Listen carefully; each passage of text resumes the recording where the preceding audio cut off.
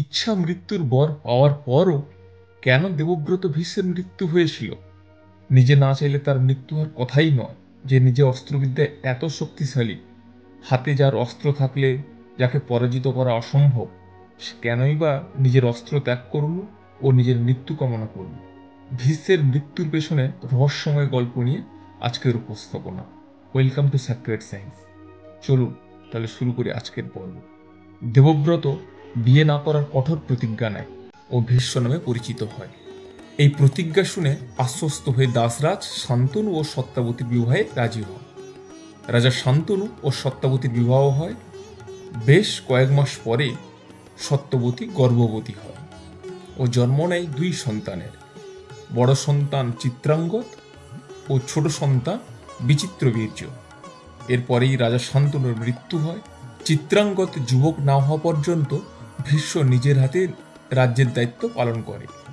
বেশ কয়েক বছর পর চিত্রাঙ্গদ রাজ দায়িত্ব গ্রহণ করে, কিন্তু ভাগ্যের নিষ্ঠুর পরিহাস, চিত্ররথ নামে এক গন্ধর্বের সাথে এক মহাযুদ্ধে প্রাণ হারায় চিত্রাঙ্গদ।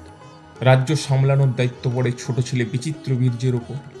ওই সময় কাশীরাজ তার 3 মেয়ের বিবাহের জন্য স্বয়ংবর সভার আয়োজন করেছেন। খবর পেয়েই ভীষ্ম স্বয়ংবর সভায় উপস্থিত হয় বিচিত্রবীর্যের বিবাহের জন্য কন্যা খুঁজতে। ভীষ্ম তো মহাশক্তিশালী, বল প্রয়োগ করে 3 কন্যাকে বলপূর্বক রথে তোলে এবং উপস্থিত সমস্ত রাজা ও রাজকুমারদের যুদ্ধের আহ্বান জানান। যুদ্ধে কিন্তু সবাই পরাজিত হয়। কাশীরাজের বড় মেয়ে অম্বা ও শাল্য রাজ্যের মধ্যে গভীর ভালোবাসার বন্ধন ছিল এবং এই স্বয়ংবর সভায় দুজনের পরিকল্পনা ছিল অম্বা মহারাজ শাল্যের গলায় বরমাল্য প্রদান করে স্বামী হিসেবে বরণ করে নেবে। কিন্তু মাঝখান থেকে ভীষ্মের উপস্থিতিতে তা আর সম্ভব হয়ে ওঠেনি। ভীষ্মের প্রবল শক্তির সামনে শাল্যরাজ পরাজিত হয় ও স্বয়ংবর সভা থেকে পলায়ন করে। ভীষ্ম 3 কন্যাকে নিজের রথে তুলে নিজের রাজ্য হস্তিনাপুরে ফিরে আসে ও বিচিত্রবীর্যের বিবাহের আয়োজন করা হয়। বিবাহ মণ্ডপে অন্য কোনো উপায় না দেখে অম্বা জানায় তার ও শাল্যরাজের সম্পর্কের কথা, যা শুনে সভায় উপস্থিত সবাই অম্বাকে বিবাহ মঞ্চ ত্যাগ করার আদেশ দেয়। অম্বা যখন বিবাহের জন্য শাল্যের কাছে পৌঁছায়, শাল্য তাকে বিবাহে অস্বীকার করে এবং বলে ভীষ্ম যেহেতু বলপূর্বক অম্বাকে রথে তুলে নিয়ে এসেছে, তো এখন তার উপর শাল্যের কোনো অধিকার নেই। প্রত্যাখ্যান পেয়ে অম্বা পৌঁছায় ভীষ্মের কাছে বিবাহের উদ্দেশ্যে, কিন্তু ভীষ্ম বিবাহ না করার প্রতিজ্ঞাবদ্ধ, তো অম্বা ভীষ্মের কাছ থেকেও প্রত্যাখ্যান পায়। কিন্তু তার 2 বোন অম্বালিকা ও অম্বিকার সাথে বিবাহ হয় বিচিত্রবীর্যের। এদিকে কোনো উপায় না দেখে অম্বা উপস্থিত হয় ভীষ্মের বাল্যগুরু পরশুরামের কাছে। পরশুরাম আদেশ দেয় ভীষ্মকে বিবাহ করার জন্য, কিন্তু তা সত্ত্বেও ভীষ্ম বিবাহে রাজি না হওয়ায় গুরু পরশুরাম ও শিষ্য ভীষ্মের শুরু হয় তুমুল যুদ্ধ। যেমন গুরু তা তেমন শিষ্য, দুজনের কেউই হার মানতে রাজি নয়।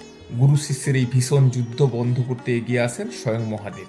দুজনেই অপরাজিত রইল। মহাদেবের উপস্থিতিতে যুদ্ধ তো বন্ধ হল, কিন্তু অম্বার সমস্যার যে কোনো সমাধানই হলো না। তাহলে কি তাকে এভাবেই মর্যাদা ও আত্মসম্মান হারিয়ে বেঁচে থাকতে হবে? অম্বা শুরু করে যুদ্ধের দেবতা কার্তিকের তপস্যা। কার্তিক অম্বাকে একটা পদ্ম ফুলের মালা দেয় এবং বলে যে এই মালা তোমার কাছ থেকে গ্রহণ করবে সে ভীষ্মকে মারতে পারবে। কিন্তু ভীষ্ম এতটাই শক্তিশালী এবং ইচ্ছা মৃত্যুর বর পেয়েছে, তাই কোনো রাজাই রাজি হলো না ওই মালা গ্রহণ করতে ও ভীষ্মের বিরুদ্ধে লড়াই করার জন্য। এখানেও অম্বা নিরাশ হয়। একটি জায়গায় নিরাশ হতে হতে শেষ পর্যন্ত আর কোনো রকম উপায় না খুঁজে পেয়ে অম্বা ভীষ্মের মৃত্যু সংকল্প নিয়ে শুরু করে মহাদেবের তপস্যা।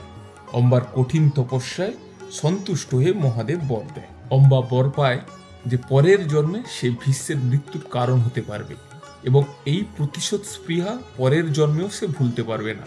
বর পেয়ে অম্বা আবার জন্মলাভের আশায় অগ্নিগর্ভে নিজেকে সমর্পণ করে ও মৃত্যুবরণ করে।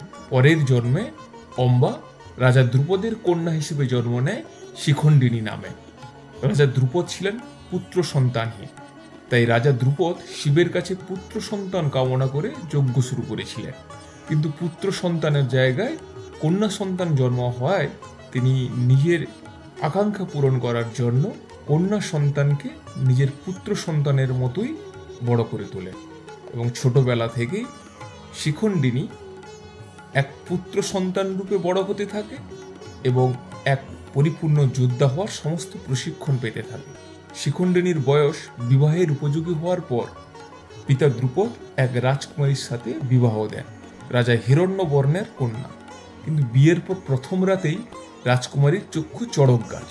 সে স্বামী হিসেবে যাকে বরণ করেছে সে শিখণ্ডিনী তো আসলেই একটা মেয়ে, এটা তো সে কোনোদিন স্বপ্নেও ভাবতে পারেনি। প্রতারিত হওয়ার দুঃখে রাজকুমারী ফিরে যায় তার পিতার কাছে এবং সমস্ত ঘটনার বর্ণনা দেয়। সমস্ত শুনে রাজা হিরণ্যবর্ণ রাজা দ্রুপদকে বলেন শিখণ্ডিনীর পুরুষ হওয়ার প্রমাণ দিতে, আর প্রমাণ না দিতে পারলে সে দ্রুপদের উপর আক্রমণ করবে। এদিকে শিখণ্ডিনী নিজের স্ত্রীর কাছে এইভাবে অপমানিত হয়ে নিজের জীবন শেষ করার জন্য জঙ্গলের মধ্যে পৌঁছায়। জঙ্গলের মধ্যে স্তুনাকর্ণ নামের এক যক্ষের সাথে তার দেখা হয়। স্তুনাকর্ণ জানতে পারে শিখণ্ডিনী বড় হয়ে উঠেছে ছেলের মতো, কিন্তু তার শরীর একটা মেয়ের। স্তুনাকর্ণ নিজের পুরুষত্ব এক রাতের জন্য শিখণ্ডিনীকে দান করে। শিখণ্ডিনী ফিরে এসে তার পুরুষত্বের প্রমাণ দেয়। রাজা হিরণ্যবর্ণ তখন তার কন্যাকে শিখণ্ডিনীর কাছে পাঠাতে সম্মত হয়। যে উদ্দেশ্যে তার পুরুষত্ব ফিরে পাওয়ার ইচ্ছে হয়েছিল সেটা যেহেতু পূরণ হয়ে গেছে, তাই শিখণ্ডিনী তখন যক্ষকে তার পুরুষত্ব ফিরিয়ে দিতে যায়। কিন্তু এর মধ্যে এক অন্য ঘটনা ঘটে গেছে। জঙ্গলের মধ্যে গিয়ে জানতে পারে কুবের দেবতা ওই যক্ষকে অভিশাপ দিয়েছে যতদিন না শিখণ্ডিনীর মৃত্যু হচ্ছে ততদিন ওই স্তুনাকর্ণ যক্ষ স্ত্রী লোকের মতো দিন কাটাবে। তো যার ফলে শিখণ্ডিনী সারা জীবনের জন্য পুরুষত্ব পেয়ে যায় এবং পরিচিত হয় শিখণ্ডী নামে। বেশ কয়েক বছর পর যখন যুদ্ধ শুরু হয় পাণ্ডব ও কৌরবদের মধ্যে, তখন ভীষ্ম নেয় কৌরবদের পক্ষ, শিখণ্ডী নেয় পাণ্ডবদের পক্ষ। মহাভারতের যুদ্ধের একটি নিয়ম ছিল কোনো স্ত্রীলোক যুদ্ধে অংশ নিতে পারবে না, আর কোনো স্ত্রীলোককে আক্রমণও করা যাবে না।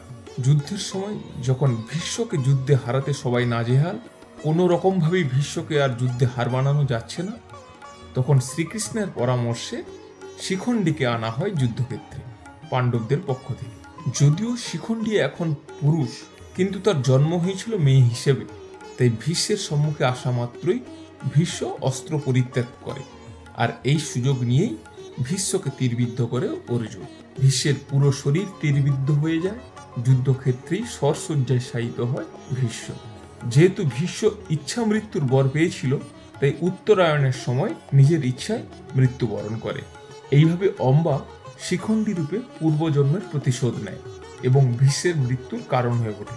এইভাবে মহাভারত ও পুরাণের কাহিনীগুলো ছোট ছোট গল্পের আকারে শুনতে হলে আমাদের সঙ্গে থাকুন ও আমাদের চ্যানেলটিকে সাবস্ক্রাইব করুন। Thank you.